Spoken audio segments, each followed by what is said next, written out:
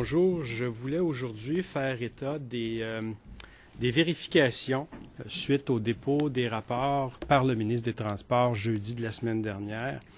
Je rappelle que depuis 8 mois, la coalition demande à avoir accès à ces rapports-là, qu'ils ont été partiellement déposés par le ministre jeudi de la semaine dernière et que le ministre s'est engagé à déposer ces rapports-là prochainement.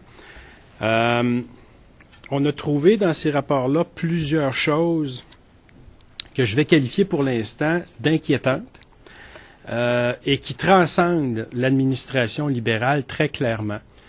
Même si on est remonté au rapport de vérification de 2003, il y a clairement des allégations inquiétantes là-dedans qui touchent les années 96 à 2001, donc la gouvernance du Parti québécois.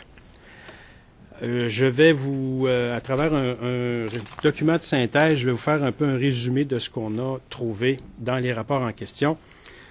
D'abord, si on y va chronologiquement, vous allez constater que déjà, au début de son mandat, le Bureau de mise en œuvre des partenariats publics-privés avait demandé à faire certains estimés, notamment des estimés financiers sur les coûts de projet.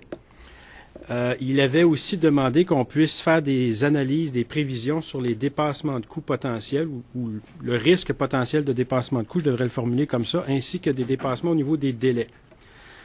Dans les trois cas, on a été incapable de donner la réponse au Bureau de mise en œuvre des partenariats publics-privés. Pourquoi? Parce que l'information n'était pas colligée au niveau des systèmes informatiques. En bon français, ce que ça veut dire, là, c'est que vous allez faire réparer votre voiture et le garagiste n'est pas en mesure de vous dire quand est-ce qu'il va faire les travaux, combien ça va vous coûter, puis de vous donner une idée ventilée des travaux qui a été fait sur votre voiture. Donc, quand vous arrivez, vous avez une facture globale, vous ne savez pas ce qui a été fait, vous ne savez pas s'il a respecté sa parole au niveau des coûts, vous ne savez pas s'il a respecté les délais, vous ne savez pas ce qui s'est passé. Et ça, c'est chronique au ministère des Transports, je le répète, de 96 à 2001. C'est extrêmement inquiétant parce que pour nous, ça ouvre la porte. C'est un maillon extrêmement faible dans la chaîne de surveillance du ministère des Transports. Ça ouvre la porte, évidemment, aux mauvaises intentions. Soyons clairs, je ne dis pas que ça a été fait intentionnellement, mais c'est à la limite une gestion douteuse des informations par le ministère des Transports et c'est à la limite de l'incompétence, sinon au-delà de cette limite. D'autres mandats, c'est-à-dire d'autres allégations inquiétantes qui sont contenues dans les rapports de vérification. Vous avez, petite note technique, là, vous avez le document de synthèse que nous avons préparé pour vous. Encore une fois, une constatation extrêmement inquiétante sur la gestion de l'information qui est faite par le ministère des Transports. Le mandat 297, le rapport qui a été émis en octobre 2004, qui concerne l'utilisation des systèmes de gestion des chaussées dans les directions générales territoriales. Chaque territoire a une direction générale et le ministère des Transports, il faut savoir, est très décentralisé, donc a énormément d'autonomie.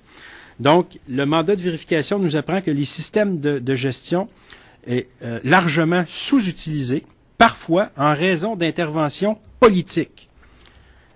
Vous comprendrez qu'en lisant ça, on est extrêmement inquiet parce que on se dit là, il y a comme une intention de ne pas se servir des systèmes de gestion, de ne pas colliger l'information, de garder le ministère des Transports dans le noir.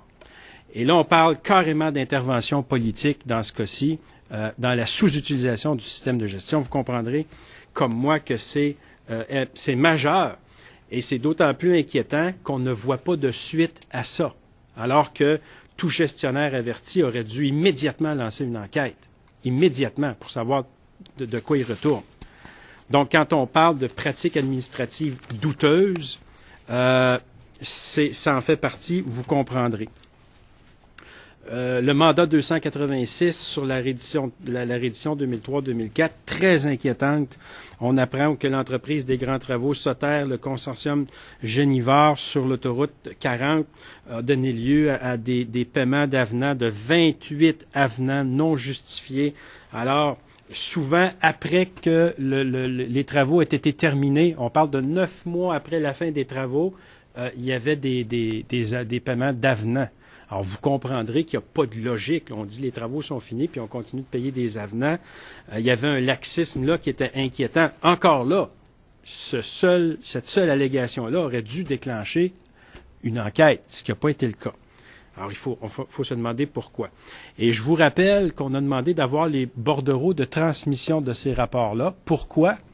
Parce que c'est extrêmement important pour nous de savoir qui savait ça, qui a lu ces rapports-là. Ces différents rapports-là ont été lus par qui était au courant, qu'est-ce qu'ils ont fait, où est-ce qu'ils sont rendus aujourd'hui, est-ce qu'ils sont encore à l'emploi du ministère, est-ce qu'ils ont eu des promotions, est-ce qu'ils travaillent pour des firmes privées qui contractent avec le ministère. Alors, quand vous avez des allégations comme ça, vous comprendrez maintenant l'acharnement de la coalition au qui savait quoi depuis quand. Je continue parce qu'il y en a encore pas mal. Rapport de mai 2005, j'attire votre attention sur celui-là. Mandat d'acquisition immobilière. Pourquoi?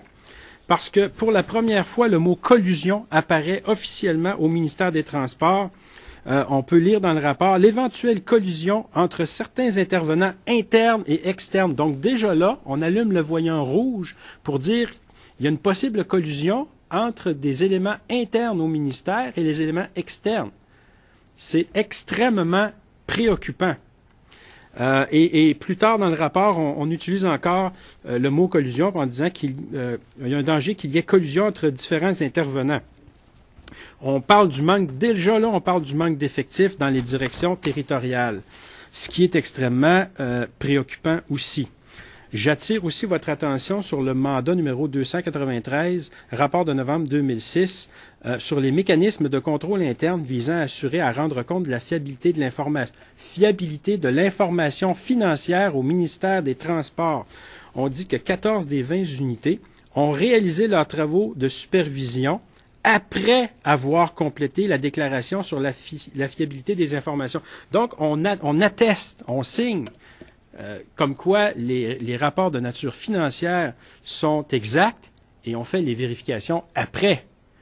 Alors, vous comprendrez que ça n'a aucun bon sens. Un gestionnaire compétent ne peut pas signer un document attestant des informations, puis après ça, dire « je vais faire ma vérification ». Et vous comprendrez qu'une telle pratique, ça amène quoi? Ça amène, s'il y a une distorsion, s'il y a une différence entre les informations avérées exactes par la signature de la personne responsable et ce qu'elle constate dans le système, vous allez comprendre que la tentation va être forte de rendre conforme ce qu'il y a dans le système par rapport au document qui a été signé. Alors là, on commence à parler de pratiques administratives plus que questionnables, pour ne pas dire là qu'on est à la limite de la malversation. Mais encore là, vous comprendrez qu'une pratique comme celle-là, ça doit commander une enquête, ce qui n'a pas été fait. Donc, je continue un peu plus loin parce que vous comprendrez qu'il y a eu un mandat de suivi. C'est le dernier mandat dans le résumé qu'on vous a fait, numéro 244. Mandat de suivi où on fait état que sur les cinq rapports qui ont été faits avec des recommandations, deux de ces rapports-là ont vu leurs recommandations mises en application. 3 ont vu les recommandations faites dans le cadre du mandat ne pas être suivies, et vous comprendrez qu'un de ces mandats-là, pour lesquels il n'y a eu aucun suivi, aucune mise en application des recommandations faites, c'est le mandat qui parlait de collusion. Donc, ce que le rapport de vérification nous dit, c'est qu'on vous a averti qu'il y avait un danger potentiel de collusion entre des éléments internes et externes. On vous a fait des recommandations et vous n'avez rien fait. Et ça date de 2009. Là. On ne parle pas de l'époque de Mathusalem. Alors, vous comprendrez que, à la lecture de ces rapports et en constatant ce qui a été vérifié, ce ne sont pas des allégations, ce sont des vérifications, un vérificateur interne du ministère qui atteste de tout ça.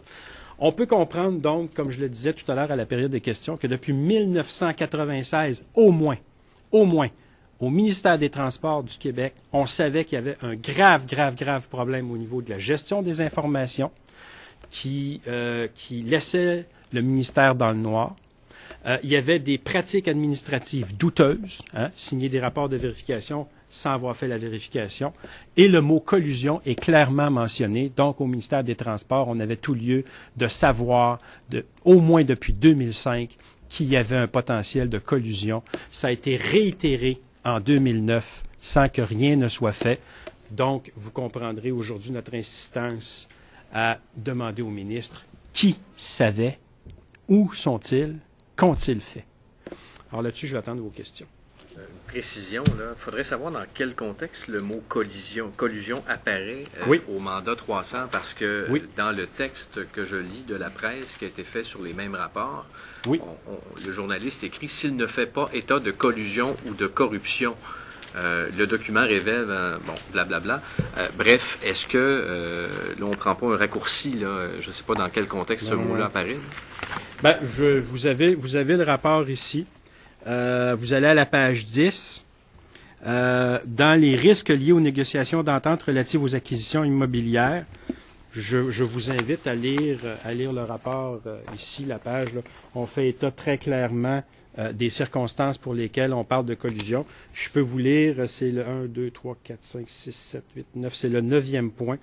Alors, nous avons retenu 12 risques qui peuvent avoir une influence sur les acquisitions immobilières, soit, point 9, qu'il y ait collusion entre différents intervenants, l'évaluateur du MTQ ou son représentant et l'évaluateur de la partie adverse, l'évaluateur du MTQ ou son représentant et l'exproprié, etc., etc. Donc, je pense qu'on est très clair là-dessus. Là. On n'utilise pas le mot collusion de façon très légère, puis on parle des risques qui sont liés là, aux acquisitions immobilières. Donc, je pense que c'est de nature à inquiéter. Minimalement, c'est de nature à inquiéter. Et quand en 2009, dans un mandat de suivi, on vous dit, on vous a donné des recommandations, elles n'ont pas été suivies, ben on se pose des questions.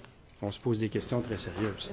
Mais là, votre sortie d'aujourd'hui, finalement, essentiellement, c'est pour nous dire que vous mettez dans le même panier les libéraux et les péquistes. Ben moi, je me souviens de M. Duchesneau qui est venu nous présenter un rapport extrêmement préoccupant alors qu'il était à la tête de l'UAC et qui disait que l'infiltration du MTQ par le crime organisé, ça datait d'il y a 30 ans. Donc nous, à partir de là, on a commencé à chercher les traces de ça au ministère des Transports et vous comprendrez que les premiers pas qu'on fait, parce que ça, c'est les premiers pas, ce ne sont pas les derniers, c'est les premiers pas qu'on fait, mais déjà, on constate que le ministère, par une gestion déficiente de sa base de données informationnelles, se mettait dans une situation de faiblesse. Déjà, il y avait des signaux comme quoi on avait un manque d'effectifs. Le ministre l'a dit tout à l'heure à la période de questions. On perdait cette expertise qu'on avait au ministère. Écoutez, en bon français, là, on a démantelé le système d'alarme de la maison pièce par pièce, puis on a livré la maison aux voleurs. Alors, on a cherché des traces de ça, on en a trouvé. On a cherché des traces. Est-ce que le ministère était au courant qu'il y avait des possibilités de collusion? On en a trouvé. Donc, et on remonte à 1996. 1996, écoutez, là, c'était un gouvernement du Parti québécois qui était là. Donc, avant de dire qui est responsable de quoi, nous, ce qu'on veut savoir maintenant, puis je pense que c'est d'autant plus pertinent par les faits que nous avançons aujourd'hui, qui a lu ces rapports-là? Le qui devient essentiel à mon avis. Et on le sait, il y en a des sous-ministres qui sont partis comme sous-ministres en titre du ministère des Transports puis qui sont allés travailler pour des firmes d'ingénieurs. Étaient-ils au courant de ça? Ont-ils lu ces rapports-là? Qu'est-ce qu'ils ont fait? Je pense que ça soulève effectivement beaucoup de questions.